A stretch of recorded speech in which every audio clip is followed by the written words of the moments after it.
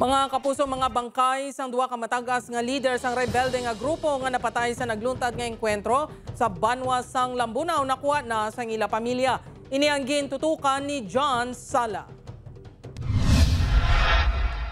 Yara na sa advanced state of decomposition ang lawas ni Vicente Hinojales alias RG, Haji, Mandi, Okon LJ, Regional Secretary sang Komiteng Rehiyon Panay sa NPA gani ginpakamaayo sang pamilya sini nga magpakigangot sa militar kag ipalubong na lang sa Banwa sang Lambunaw. Sino kay Lieutenant Colonel JJ Javines, Chief sang DIPAW sa piyak sang desisyon sang pamilya padayon na ilang pagpakigangot sa mga ini.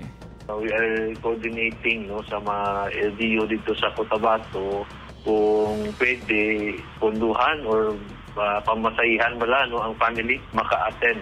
Isang duwa lang sa family, but then pag hindi, nga wala gid, the family is willing to yung parang i-authorize na lang ang pagpalubong.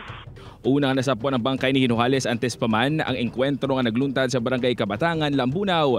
Sa diin napatay ang mga matagas man nga lider nga sanday Maria Concepcion Araneta Bocala, nga among Secretary General sang KR Panay kag Vivian Torato Chodosio nga sekretarya naman sang Central Front. Sino kay Javines nakuha na sang mga pamilya na day Bocala kag Chodosio ilang mga bangkay. Padayon naman ang paghaylo sa militar sa mga nabilin pa sa hublag nga magsungka kag magbalik na sa sabak sang gobyerno. Sa subong, although minihara man mga senior cadre nga nabilin sa ilang potential nga maging leader, but then tatlo gid sila so mabudayan sila mangita with the same caliber. Upod kay Hans Desierto, John Sala, One Western Visayas.